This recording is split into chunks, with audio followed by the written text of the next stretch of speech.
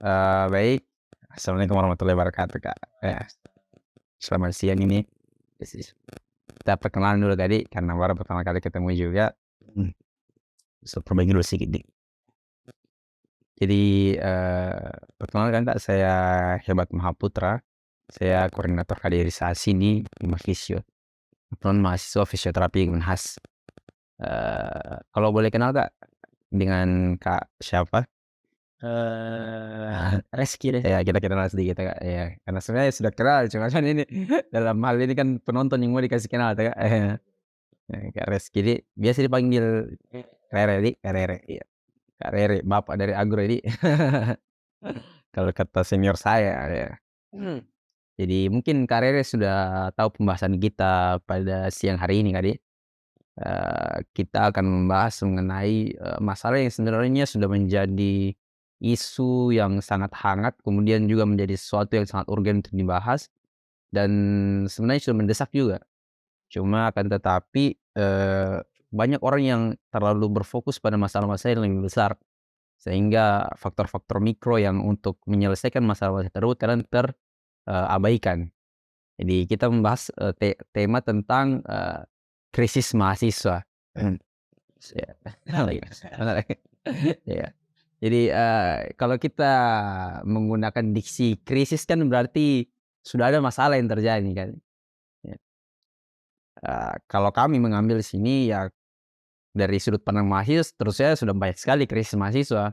Entah itu, idealisme yang hilang, kritisisme yang hilang, kemudian, apatisisme yang menyebar. Akan tetapi yang paling kami fokuskan di sini adalah, bagaimana sudut pandang dari mahasiswa-mahasiswa yang memiliki critical thinking yang tinggi, jadi memiliki kritisisme yang tinggi, akan tetapi apatisismenya juga tinggi. Jadi, mereka, kadang meng-blame, orang-orang yang melakukan aksi atau aktivis-aktivis di kampus yang membela hak-hak rakyat, sebagai justru di situ sebagai villain-nya, jadi sebagai penjahatnya, karena orang-orang yang tidak guna lah, kadang-kadang kurang kerjaan lah, dan lain-lain.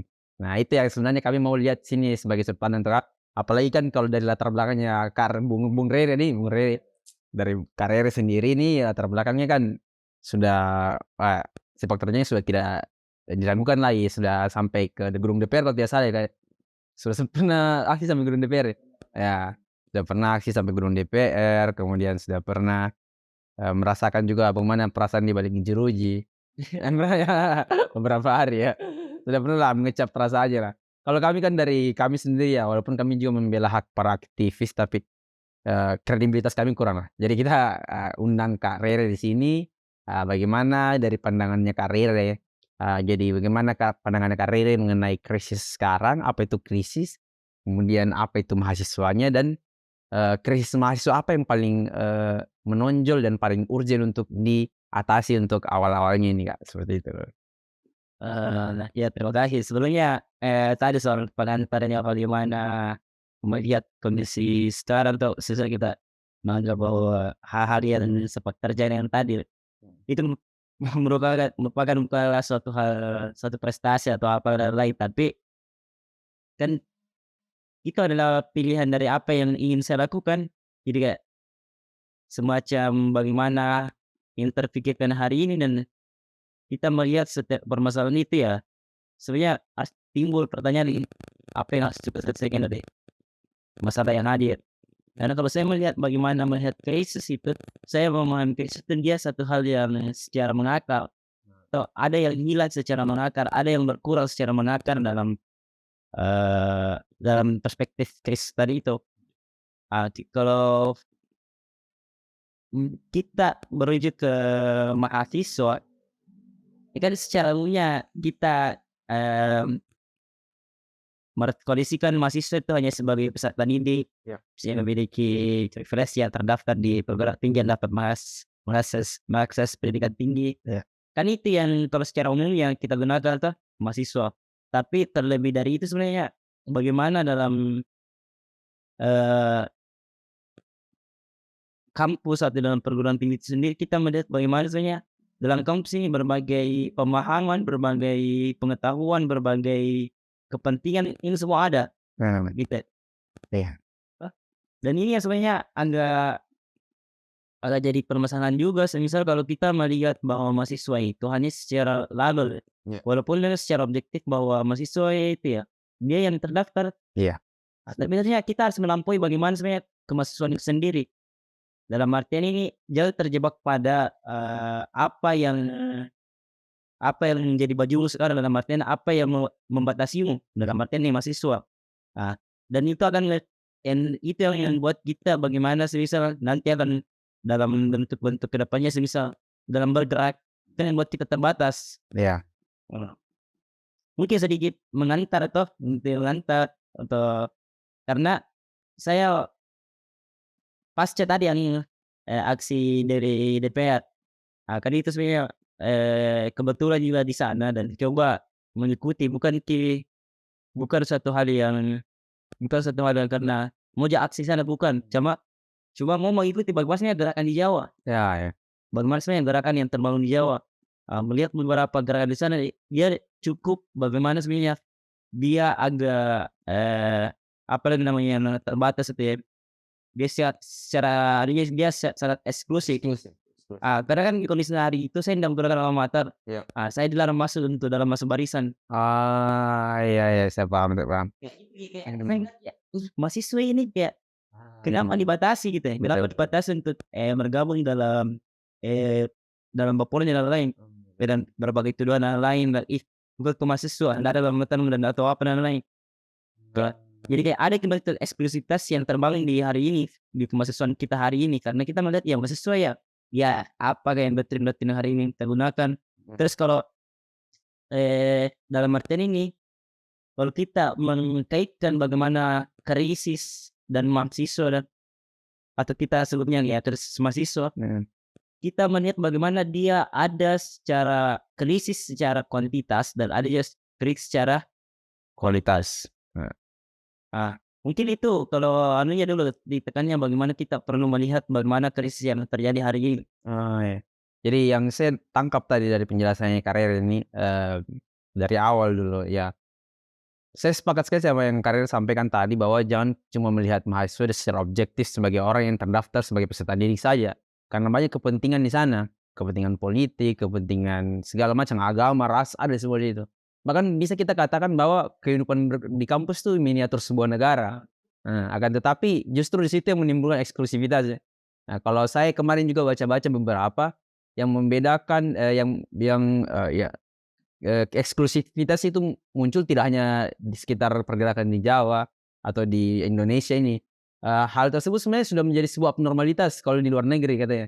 Kalau kita lihat aksi-aksi seperti di Tiongkok mungkin, justru mereka, melakukan aksi atas nama rakyat. Jadi tidak ada yang membawa, alma mater, justru mereka menggunakan kostum yang sama, topeng yang sama, pakaian yang sama, seperti itu ya, Kak, ya. Itu yang menyebabkan sebenarnya, awal mula dari yang mengakar sebagai krisis itu. Dari eksklusivitas, mahasiswa dengan doktrin-doktrin yang ditanamkan mulai dari proses pengadilannya dari awal masuk, sampai sekarang itu yang menciptakan sebenarnya eksklusivitas yang akan mengakar menjadi sebuah krisis seperti itu ya. Mhm. Terus, bagaimana itu kaitannya, Kak, dengan pergerakan lembaga terkait eksklusivitas, kemudian, bagaimana eksklusivitas itu menciptakan krisis dan akan berpengaruh, kepada aktivitas lembaga? Karena kan tadi Kak Rey sudah sampaikan juga dia krisis secara kuantitas dan kualitas, terbagi gitu, Kak. Jadi pasti, kalau kita membahas tentang lembaga ya itu akan berkaitan langsung dengan mahasiswanya, dari segi kualitas dan kuantitasnya. Baik, saya pernah berpikir untuk bagaimana mengusahakan lembaga mahasiswa. Mmm, menarik, menarik. Kenapa sih seperti itu, Kak?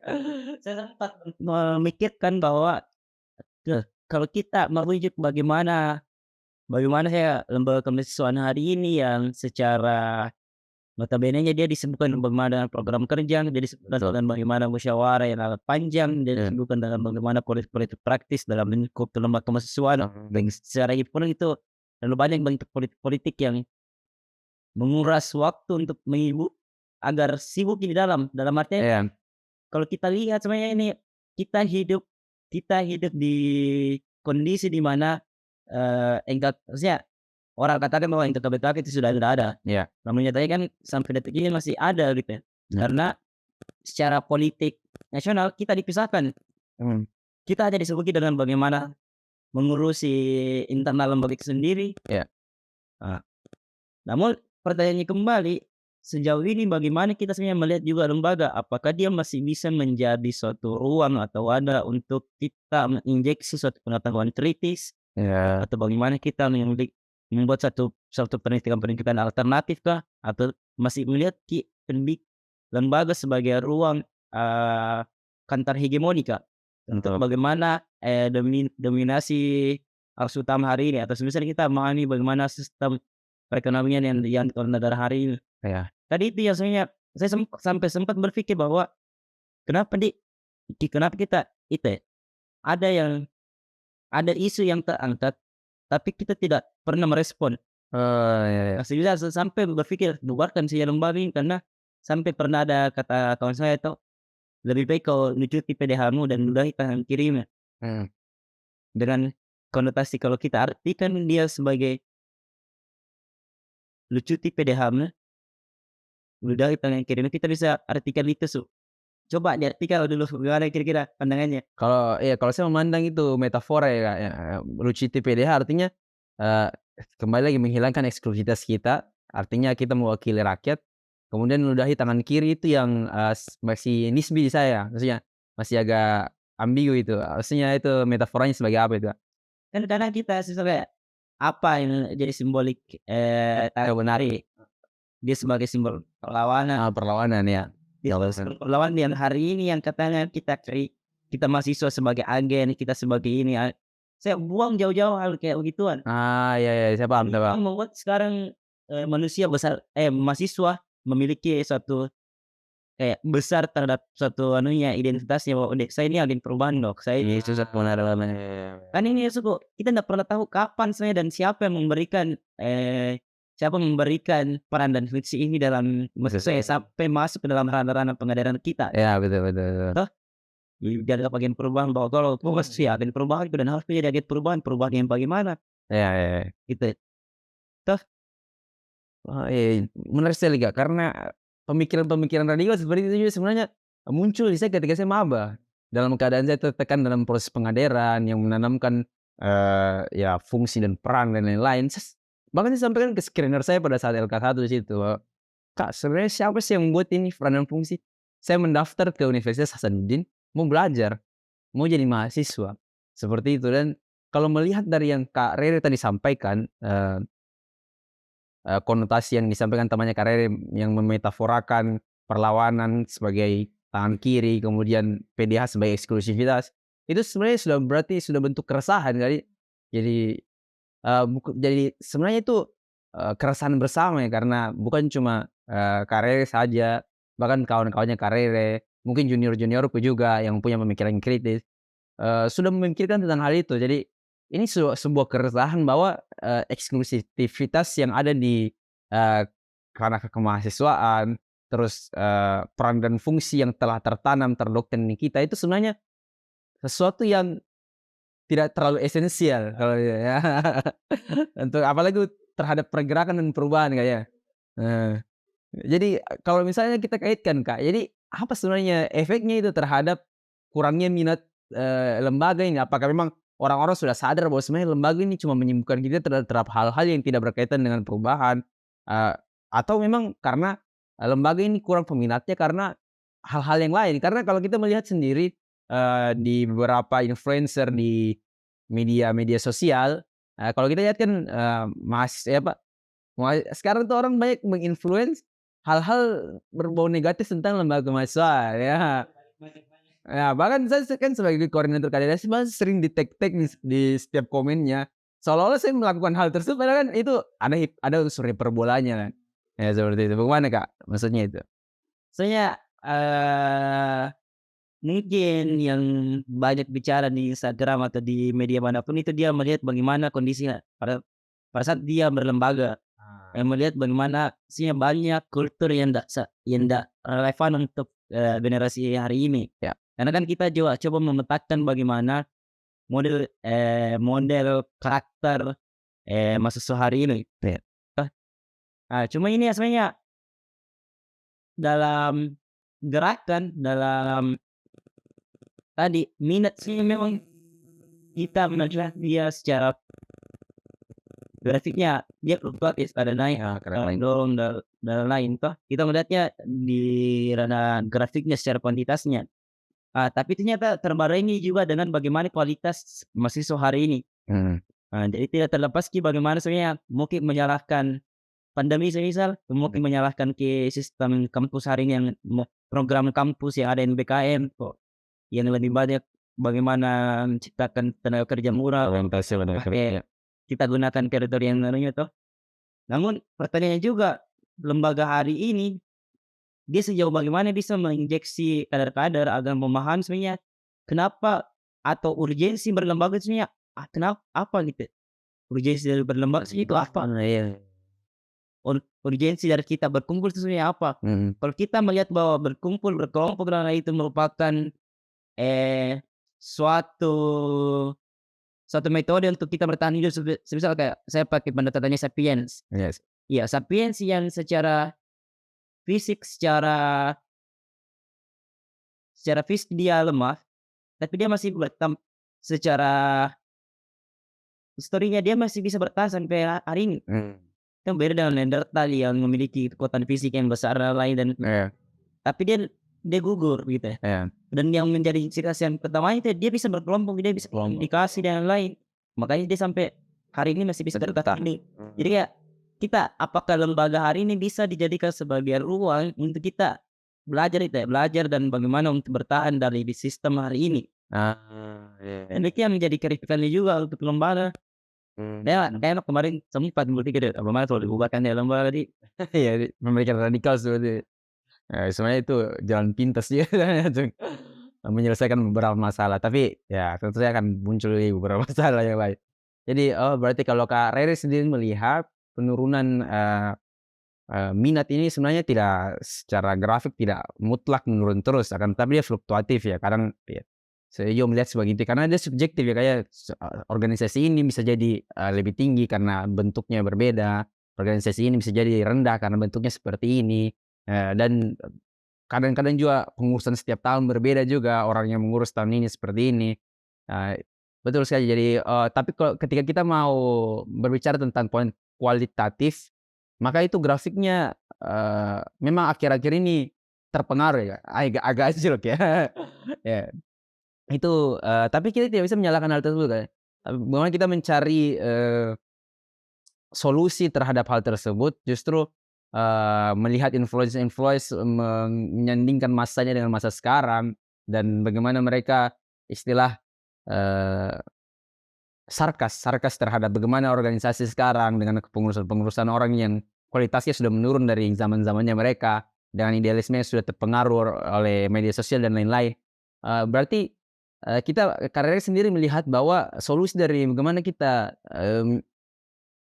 permasalahan tentang minat ini ada pada bagaimana kita memperbaiki kualitasnya, kader-kader di lembaga dan bagaimana kita memahamkan, urgensi berlembaga karena tadi Kak, Rere juga sempat sampaikan bagaimana analogi sapiens yang mereka bisa bertahan hidup.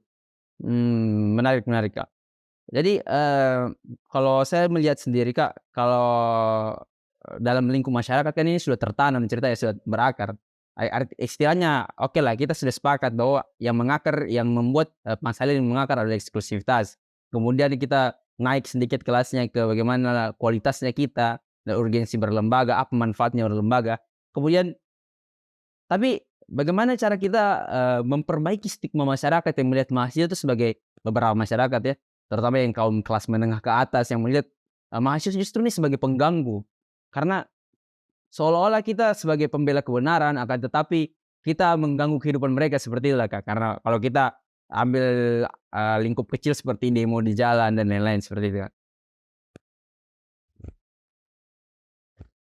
Mengapa hal demikian bisa terjadi? Yang pertama maksudku, kadang kita bergerak hanya dasar superior, Ya. dalam artian kita melihat bahwa ya mahasiswa sebagai itu tadi agen perubahan, makanya mahasiswa itu harus bergerak dan lain.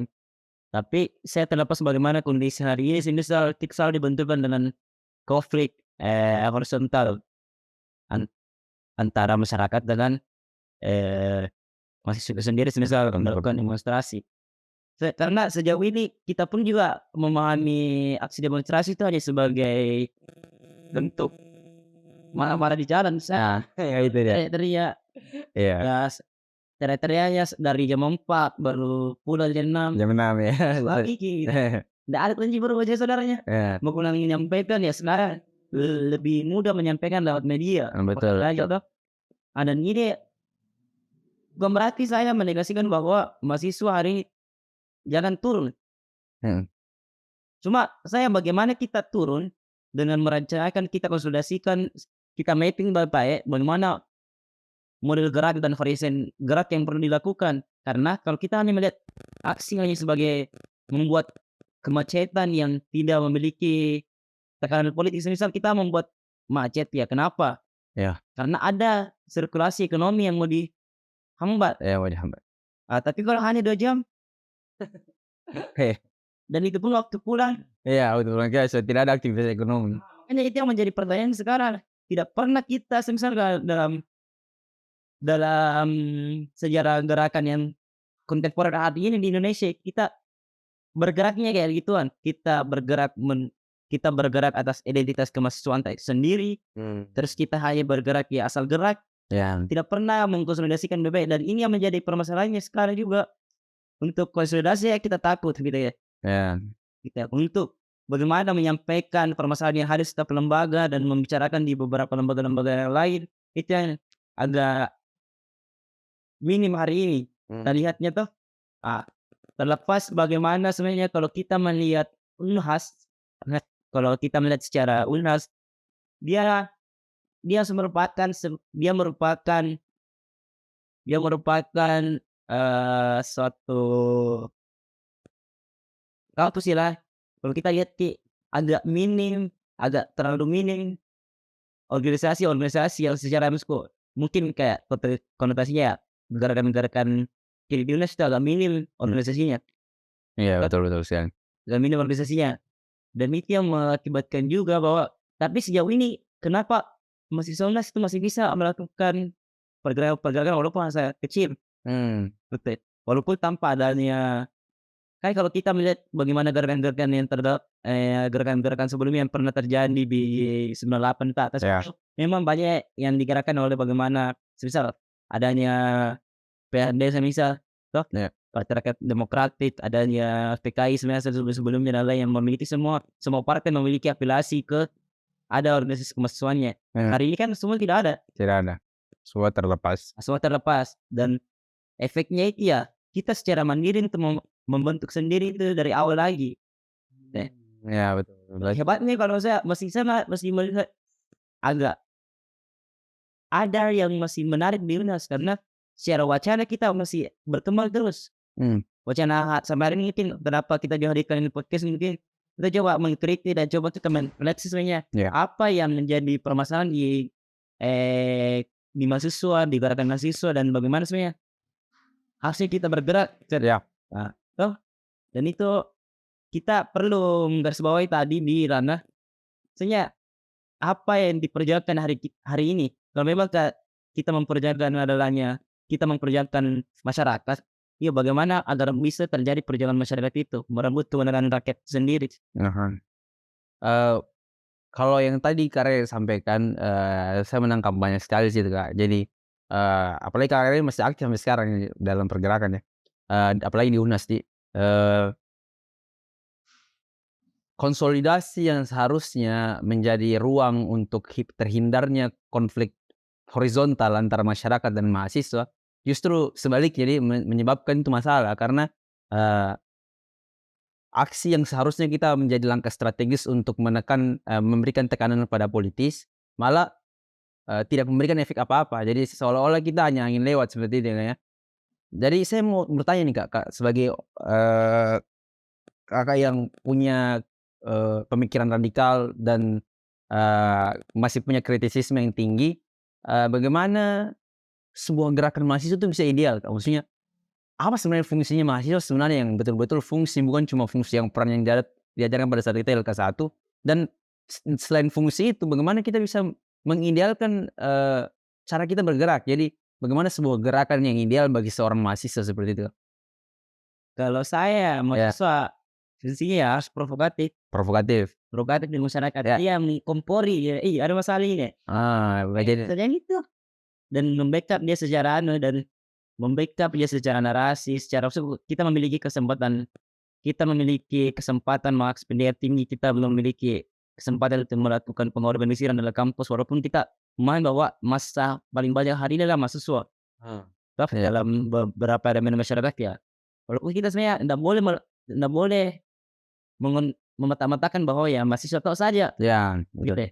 Ah, bagaimana kita asalnya bisa berbaur dalam artian bagaimana kita tadi lucu TV semua lawatan. Nah, Nah, kita join di lapangan, kita join di jalanan lain ya, kita memprovokasi, kita menjadi provokator lah, provokator yang dalam artian ini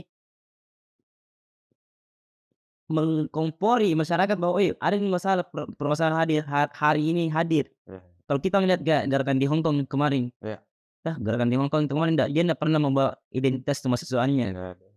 Dia berbau dan dia gunakan semua media, dia gunakan semua bagaimana untuk mengkompori, memprovokatori bahwa, ada permasalahan yang hadir hari ini. Sejauh itu. Mmm.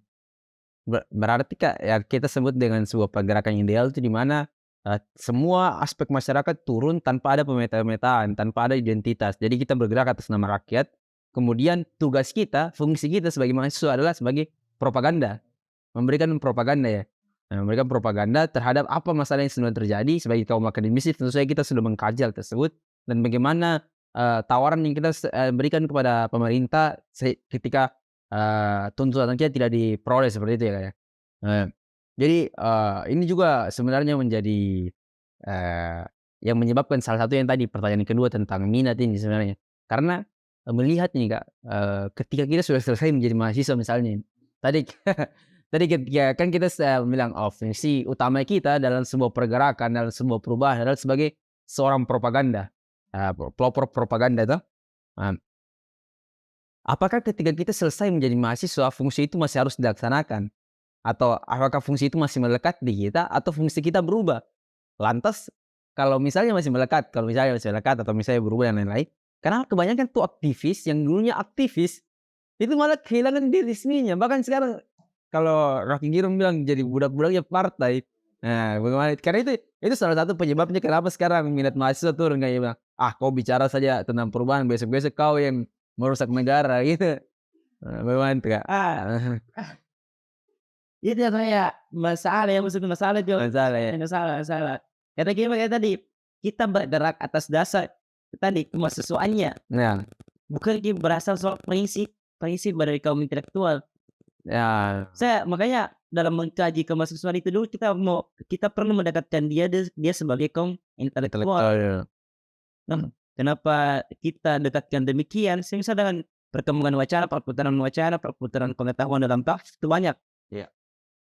Kita memiliki privilege waktu luang untuk mengorganisir, waktu luang untuk berdiskusi, waktu luang untuk bagaimana melakukan pergerakan-pergerakan kecil-kecilan sampai besar-besaran. Kan itu kita memiliki waktu luang itu, Iya. toh? Dan sebenarnya semangat yang mau dibawa itu adalah semua semangat kebebasan kita hari ini di kemahasiswaan. Mmm, Ada privilege waktu luang. Kan ya waktu pasca kita selesai misalnya kalau kita melihat secara umumnya, kita selesai, kita kerja. Kerja ini banyak sekali waktu yang dihabiskan untuk memproduksi suatu komoditi. iya, Ya untuk berdiskusi, untuk mengorganisir kan. tidak kurang. Jadi ini, maksudku ternyata dalam berpengetahuan kan kita hanya melihat, mahasiswa hari ini ya sebagai bagaimana mahasiswa dia menjadi akan menjelma nanti pasca selesainya, dia hanya menjelma sebagai baut, mor untuk perusahaan. Benar. Tadi kalau dikatakan dia sebagai akan menjadi, budak budak dari partai, Mhm. toh. Karena memang ada secara prinsip yang hilang, Mmm, karena bagaimana dalam pasca keluarnya dia tidak terjaga lagi, dalam artian ini belum ada kelompok-kelompok yang secara mungkin dia ndak dapatkan kelompok-kelompok yang bisa dia membuatnya tetap terawat, dalam artian ini tetap menjaga kewarasan. Ya, Karena kalau kita melihat bagaimana gerakan-gerakan yang di luar, saya selalu ingin membandingkan bagaimana kayak gerakan-gerakan di luar dan di Indonesia, karena itu idealismenya kita terbatas hanya dengan kata mahasiswa. oh, ya ya, Pemahaman kita terhadap bagaimana itu penindasan, bagaimana itu kemiskinan, bagaimana itu kebodohan ya pada mahasiswa. Keberpihakan tak hanya diuji pada mahasiswa, mmm, yang seharusnya keberpihakan kita itu harusnya terawat sampai bagaimana sihnya, apa yang sebenarnya diperjuangkan. betul betul, ya. Pasca selesainya pun kita harus memperjuangkan bagaimana kita ini, kita menguji kita mengetahui, seharusnya kita mesti uji di kehidupan setelah ini. Iya, Ya bukan terbatas terhadap tadi, ya, kita lampailah ke mahasiswa gitu, atau kan matikan itu mahasiswa. iya. Oh, iya, jadi betul sangat, menarik tadi yang tadi Kak Rere sampaikan mengenai ya, jadi sebenarnya yang menyebabkan itu terjadi, kasus-kasus tersebut terjadi karena kurangnya wadah refleksi ya. Kenapa terjadi kurang wadah refleksi? Karena kesadaran mereka adalah sebatas ketika mereka jadi mahasiswa saja.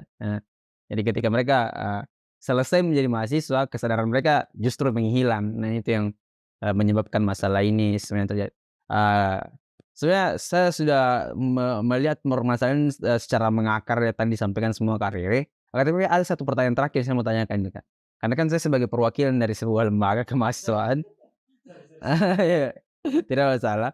Kan kita, sama-sama anu toh, apa, kalau kata Rocky Gerung, pikiran itu cuma menjadi pikiran ketika sudah diperdebatkan. Nah, jadi kita, mau bertanya dulu nih, Kak, sebenarnya kalau saya sendiri, mau bertanya ke Kak Rere, apakah organisasi kemahasiswaan dalam hal ini himpunan itu masih relevan untuk menjadi, wadah,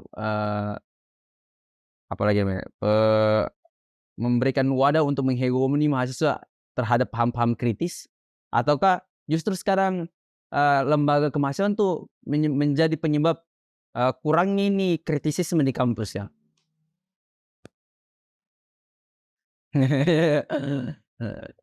Nggak ada jawabnya dik. Misalnya dia perlu dikembalikan bagaimana sebenarnya di lembaga kemahasiswaan itu hari hari ini. Ya. Tapi kalau menurut perspektif saya, bagaimana melihat kelembagaan mahasiswa hari ini, khususnya di UNHAS, Ya, kita masih di UNHAS itu masih melihat lembaga kemahasiswaan itu sebagai masih bisa menggerakkan, masih bisa mengorganisir. Saya masih melihat masih ada titik itu. Cuma yang perlu kita petakan kembali bagaimana bagaimana tadi, apa yang sebenarnya kita perjuangkan hari ini. Kita perlu mengintegrasikan di situ, di apa yang sebenarnya diperjuangkan, lembaga kemahasiswaan hari ini.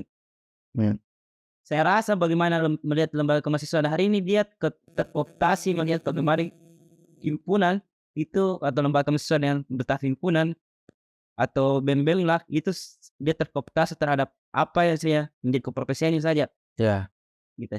ya, Susah kayak di pertanian ya, pertanian saja. eksklusivitas profesi ya? Ya, Kita ndak melihat bagaimana sih ya, eee, idealnya dalam satu idealnya semisal kayak kita melihat lembaga mahasiswa itu sebagai ruang pendidikan. ya, Idealnya pendidikannya harusnya bagaimana?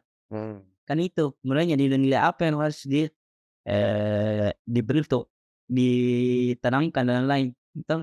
Karena kalau kita masih melihat semangat-semangat berlembaga semisal kayak bagaimana taman siswa yang dibentuk oleh mmm, Keja Dewantara, atau kita masih melihat bagaimana lembaga mahasiswa itu dia bergerak bagaimana Sekolah Rakyat dan Malaka. Nah, jadi kayak kita masih bisa mengharapkan, lembaga kemahasiswaan itu bisa memiliki satu misalnya ada nilai lah, ya, nilai yang bisa bukan diperjualkan dalam artian ini dipertukarkan atau dan lain-lain, ya, tapi ada suatu nilai yang bisa dijadikan suatu prinsip teguh untuk kenapa kita masih ingin berpengetahuan, mengapa kita ingin berkelompok, dan bagaimana kita masih ingin bergerak, nah, gitu. Jadi kalau kayak bahasa-bahasa ideal ya, tidak ada yang suku yang menjadi idealnya bagaimana kita hanya lakukan gitu. ah, betul betul. Dan itu yang menjadi adanya sekarang. Kita terlalu banyak naik, kita tahu permasalahan, tapi kita tak tahu apa yang harus dilakukan. Betul betul. Karena kalau lihat juga saya lingkup kecil kayak seperti misalnya ada proker, terus ada lagi orang mau bergerak. Kadang-kadang kita malah mendahulukan proker, padahal kan itu sebenarnya, ini apa, aksidental lah istilahnya dalam dalam sebagai berkehidupan bermasyarakat ya. Berarti kalau saya tangkap dari penjelasan Kak Riris, sebenarnya organisasi ini masih memiliki manfaat sebagai wadah untuk mengorganisir karena, kalau dari UNAS sendiri masih bisa, masih punya power untuk mengorganisir. Sekarang tentang bagaimana kita menanamkan doktrin-doktrin yang benar. Maksudnya dalam hal ini hal-hal yang menyebabkan masalah yang mengakar seperti eksklusivitas mahasiswa, eksklusivitas, jurusan dan lain-lain itu dihilangkan dan kita menanamkan doktrin bagaimana kita itu adalah rakyat Indonesia, kita bergerak untuk rakyat Indonesia, kita, bergerak untuk, kepentingan rakyat, seperti kita rakyat dan kita bergerak untuk kepentingan rakyat, seperti itu ya, ya. Jadi Kak, sebenarnya saya mau sampaikan tadi kan itu pertanyaan terakhir itu mengenai, ya lumayan berat juga tadi itu sebenarnya, eee, kita ini sebenarnya dari podcast ini mengharapkan sebuah output. Nah, output-nya itu sebenarnya kita mau melakukan kampanye kampanye digital kampanye digital. Nah, kalau Kak sendiri bagaimana kalau kampanye digitalnya saya minta pendapatnya Kak ini. Kalau kampanye digitalnya adalah bagaimana dari kesimpulan yang tadi kita diskusikan, saya melihat bagaimana kalau kita buat kampanye digital yaitu bertajuk, "Kami Rakyat Indonesia, Kami Bukan Mahasiswa." Itu kira-kira, bagaimana menurutnya Kak Rere? Atau terlalu radikal atau tidak? Itu tadi, Heeh, saya tadi eee, kan tadi heeh, ada aksi, ada ada proker, ya, dari sekarang kita selalu melakukan proker. ya, Pada saat itu juga saya dilemparkan dari itu diberikan kata-kata itu, "Dicuti PDHam, ya, dicuti PDHam udah tangan kirimu." ya, Iya, kau selalu menjadi orang hebat pada saat di depan juniormu atau segala macam ini mabes nih misal, terus kau berikan dia sumpah mahasiswa, ya, kau berikan ini, kau ya, ajari dia bagaimana itu mahasiswa harus kritis dan lain. Tapi pasca ada ini yang bertabrakan, yang kupilih adalah menyelesaikan ini, ah, karena kau tidak status quo tidak ingin terganggu. Masa saya pengurus mau dikatakan rusak, ah, kan ini belum hal-hal yang bersifat aksidental diutamakan ya.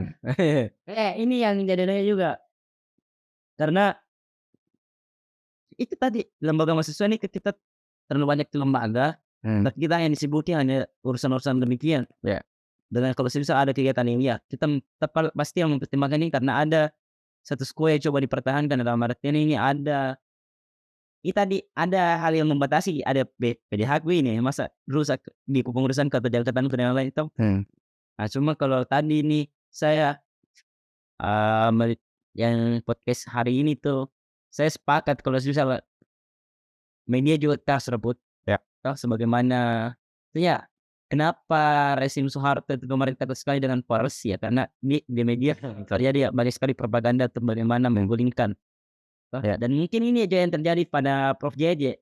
nah, Ini Prof. JJ juga takut kita dengan propaganda media. ya,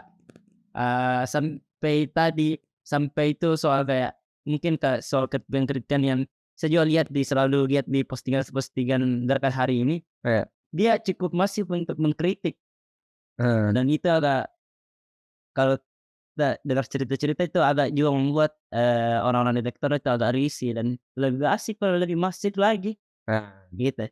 Lebih asik kalau lebih mahasiswa paham terhadap peran tadi, ya, peran sebagai provokator itunya untuk apa. benar, ya. Jadi berarti ini sebenarnya, tajuknya ini sebenarnya dari, output yang kami harapkan berarti adalah, kan tadi kita menghilangkan identitas. Jadi kalau maksudnya kita hilangkan identitas dalam hal kita itu adalah rakyat Indonesia. Berjuang untuk rakyat, kita bukan cuma sekedar mahasiswa. Mungkin kalau bukan mahasiswanya agak radikal sedikit ya, tapi ya nggak apa-apa lah, kita itu kan provokator toh Kak.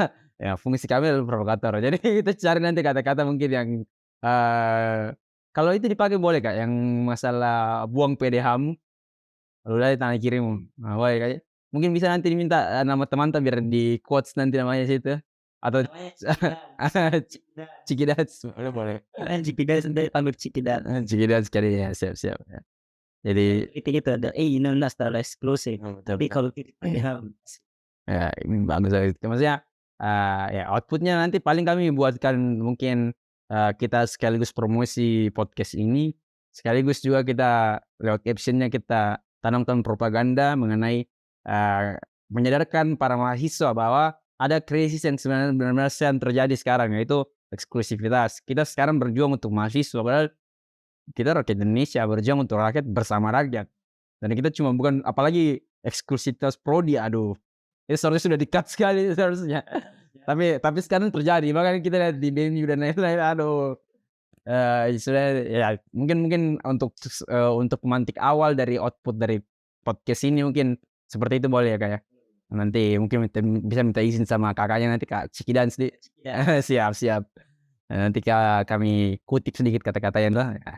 Nanti kami buatkan juga, saya ucapkan terima kasih banyak ini, Kak, untuk kehadirannya, Bung Rere ya. Sudah ini ada sesi penyerahan sertifikat kan, nanti mungkin bisa waktunya sebentar dulu, Kak. Ya makasih banyak, Kak, atas kehadirannya, ya. Terima kasih banyak, ya. Assalamualaikum warahmatullahi wabarakatuh.